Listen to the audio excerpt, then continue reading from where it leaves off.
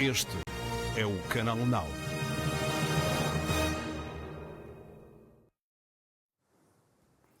Mais uma vez, boa noite. Retomamos este jornal com a história de uma das maiores dívidas de sempre em salários em Portugal. Cerca de 20 milhões de euros devidos aos estivadores do Porto de Lisboa. Uma luta entre trabalhadores e patrões que há 4 anos atirou 140 pessoas para o desemprego. São 140 famílias afetadas. Pela primeira vez e em exclusivo, estivadores e famílias decidiram dar a cara e contar o drama que estão a viver. É o tema de hoje do Repórter Sábado, que vai poder ver a seguir este jornal às 8.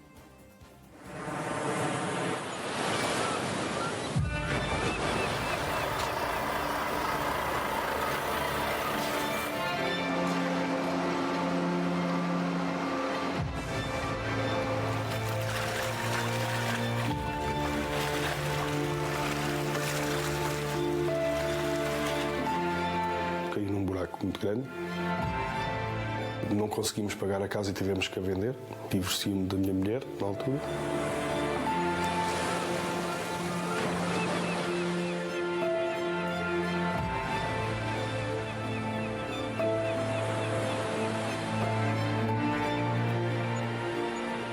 Tive ajuda psiquiátrica.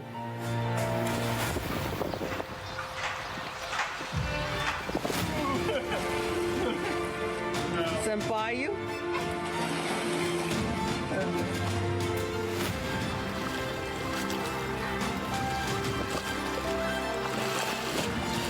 Nós perdemos tudo e depois foi reestruturar tudo outra vez.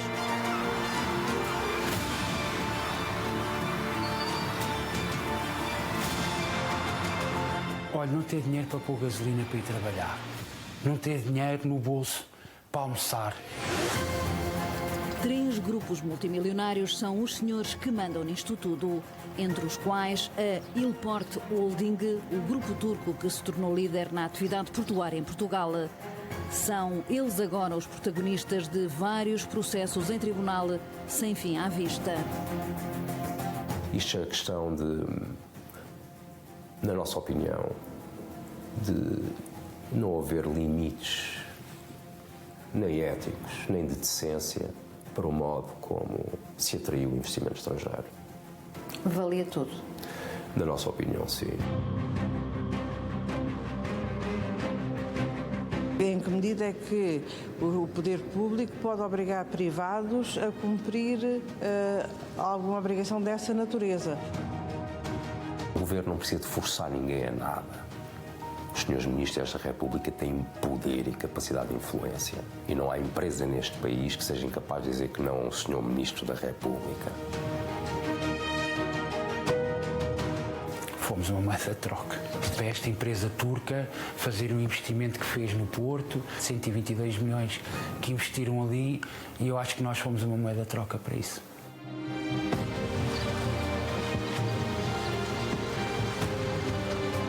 Ainda hoje pensamos todos o que é viver no Porto de Lisboa.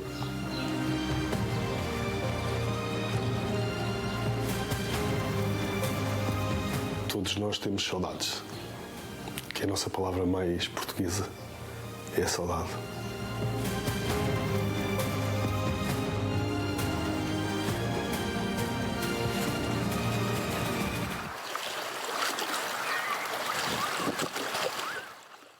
A jornalista Ana Leal da Sábado conta alguns dos pormenores deste trabalho de reportagem sobre a luta entre patrões e estivadores no Porto de Lisboa.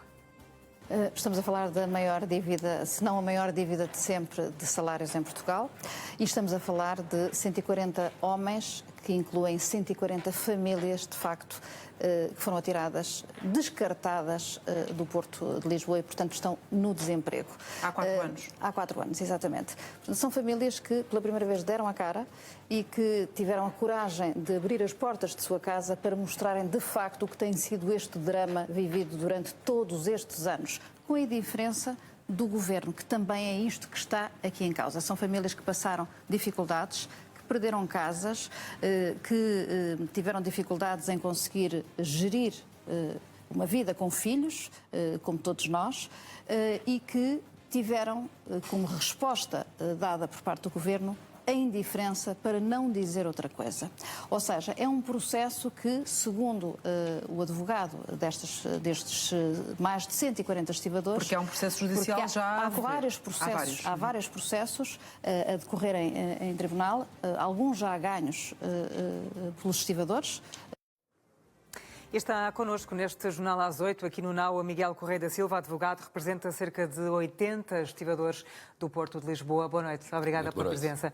O que é que correu mal e que levou à insolvência da Associação Empresa de Trabalho Portuário de Lisboa? E pedia-lhe, por favor, também que desse aqui alguns detalhes cronológicos para os nossos telespectadores percebam o que é que está aqui em causa e quando é que tudo começou. Sim, senhora. Tudo começou, procurarei ser sintético, tudo começou em 2012, quando as operadoras portuárias do Porto de Lisboa, à data, tomaram a decisão de quebrar a influência do sindicato no Porto de Lisboa e de criar uma concorrente à sua própria associação, a tal que empregava os 140 estivadores que, entretanto, estão no desemprego. Nada correu mal por uma questão muito simples.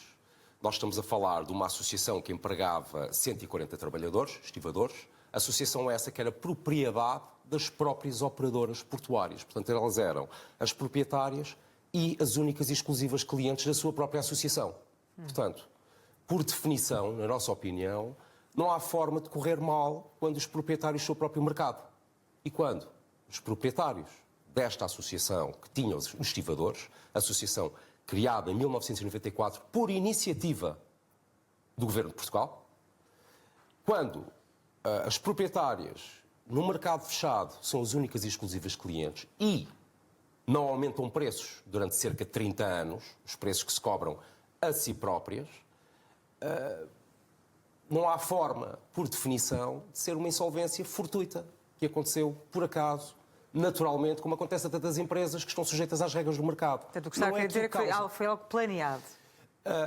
Nós tivemos acesso, no âmbito do processo de insolvência, às atas da associação que empregava estes 140 estivadores, atas feitas pelos representantes e pelas próprias operadoras portuárias, e dessas atas resulta um plano que começou em 2012, em que elas declaram que vão ser causados prejuízos a esta associação, em que elas admitem que a criação de uma empresa concorrente poderia e iria, a médio prazo, implicar a insolvência ou a incapacidade de funcionamento desta associação. Empresa concorrente que iria pagar salários mais baixos. Empresa concorrente que paga salários mais baixos, empresa concorrente que também é propriedade de parte das operadoras e quando as outras operadoras criaram uma segunda empresa concorrente para substituir o trabalho prestado por estes estivadores, por estes 140 estivadores. O que correu mal, na nossa opinião, foi, estando em causa terminais de carga do Porto de Lisboa, estando em causa infraestruturas críticas de Portugal, não são destas empresas, são infraestruturas do povo de Portugal, e o Estado contrata com empresas privadas a exploração destes terminais. Na nossa opinião, o que correu mal foi ter-se permitido que isto sucedeu. E atenção, uma vez mais, nas atas feitas pelos próprios operadores, das atas consta que todo este processo de 2012 em diante foi sistematicamente relatado à administração pública e ao poder político. Portanto, quem é que falhou aqui? Na nossa opinião, falhou toda a gente. Falharam os operadores portuários porque não tiveram freio, falhou a administração pública porque não interveio, e houve vários avisos, quer do sindicato, quer de grupos parlamentares, quer de partidos políticos, que fizeram perguntas, que através da Assembleia da República alertaram, advertiram, avisaram e, na nossa opinião, falhou o Governo. Falharam os responsáveis do poder político à data e devo sublinhar o seguinte: em 2016, as operadoras portuárias avançaram na comunicação social a hipótese de fazer um despedimento coletivo, que não sucedeu. Desculpe, estamos a falar de que operadoras? Estamos a falar dos 3 grupos societários que têm as empresas. Não são portuguesas? Um grupo é português e 2 grupos são internacionais. Portanto, são 3 grupos. Um deles é turco? Um deles é turco, outra é espanhol e outra é português. E são os 3 grupos cujas empresas detêm o oligopólio da exploração dos terminais de carga do Porto de Lisboa. Há pouco falava em vários responsáveis. A nível político, esses responsáveis têm nome? É público. O que sucedeu aqui com esta insolvência e com a situação destes 140 estivadores foi tudo discutido em sede de comissões parlamentares de inquérito. Foi altamente noticiado e, neste momento, no âmbito do processo de insolvência, os factos estão lá todos. Na opinião dos 80 estivadores, cerca de 80 estivadores que represento, o senhor ex-ministro das Infraestruturas, o senhor ex-ministro Pedro Nuno Santos, teve um papel mau neste assunto. Não quis saber? Numa primeira fase, apesar de várias vezes advertido, mostrou, tanto quanto nós percebemos, mostrou-se desinteressado e insensível. E numa segunda fase, quando, no próprio processo de insolvência, o administrador de insolvência, acompanhado pelo Ministério Público, deduziu um incidente de qualificação de insolvência como culposa, já quando se sabia disto, a postura do senhor ex-ministro deixou muito a desejar. É o que podemos dizer. Mas o que é que ele argumentou? Quais eram as justificações para não dar a importância que devia dar a este caso? Numa primeira fase, quando foi advertido pelo sindicato e por certos grupos parlamentares antes da insolvência, a resposta foi não resposta e desinteresse. Numa segunda fase, depois do mal estar feito, e em grande parte este mal sucedeu desta forma por causa de uma requisição civil que foi decretada em março de 2020, que efetivamente neutralizou a luta destes estivadores e do seu sindicato. Numa segunda fase, e quando o assunto já estava na Justiça, o Sr. ex-ministro, foi a última intervenção que conhecemos do mesmo sobre este assunto, escudou-se por trás do mantra de que há justiça o que é da justiça e, portanto, não mais comentou sobre a substância e sobre os factos gravíssimos que estão na base desta insolvência. E falando de justiça, em que ponto é que está todo este processo em torno desta insolvência?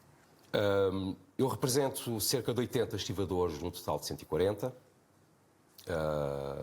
Isto são pessoas a quem foi tirado o posto de trabalho, foi tirada a carreira, foi tirada a fonte de sustento, foi tirada a identidade cultural.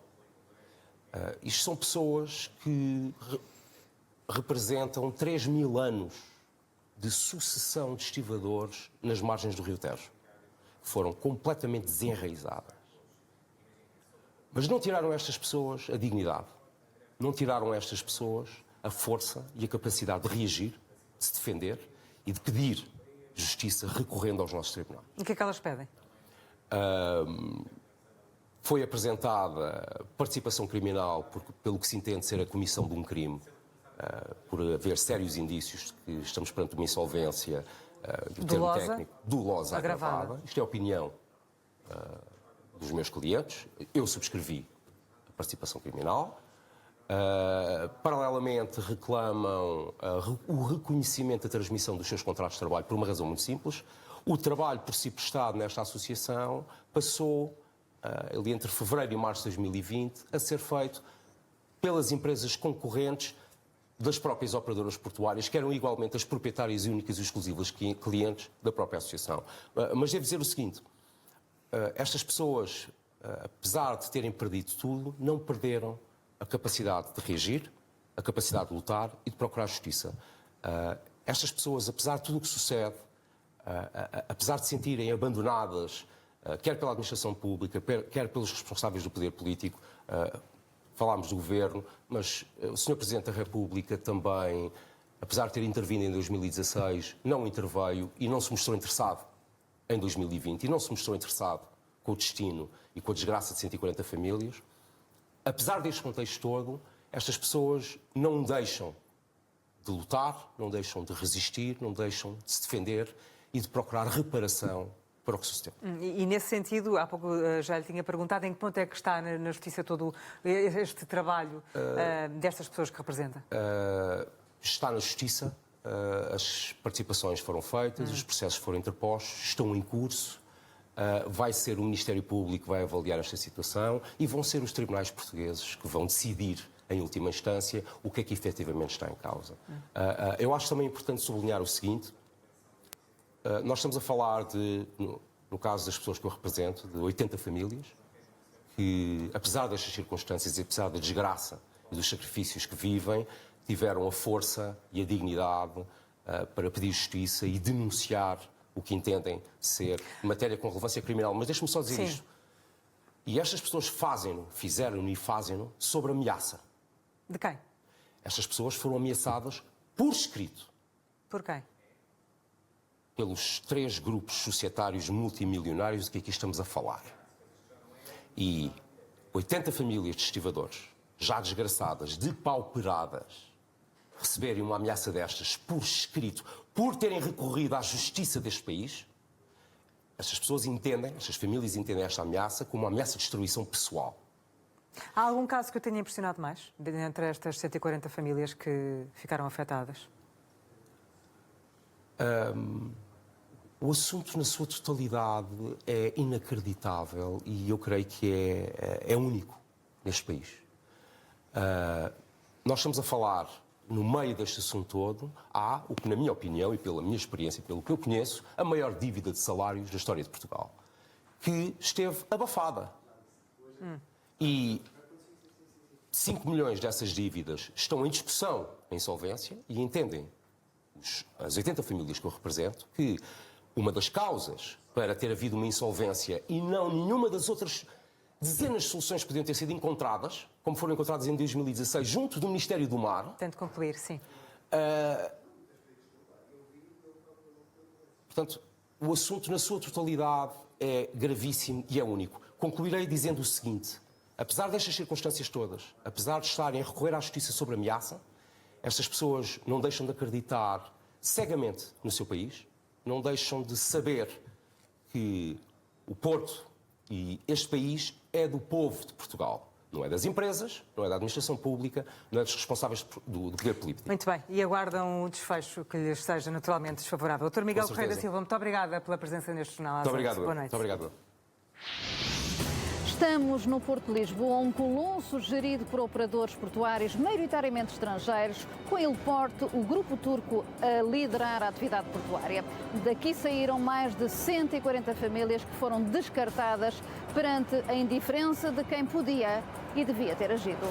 Estamos perante uma insolvência criminal, insolvência dolosa agravada de seu nome. Fomos uma moeda de troca para esta empresa turca fazer um investimento que fez no Porto, 122 milhões que investiram ali, e eu acho que nós fomos uma moeda de troca para isso. A Marcha do Orgulho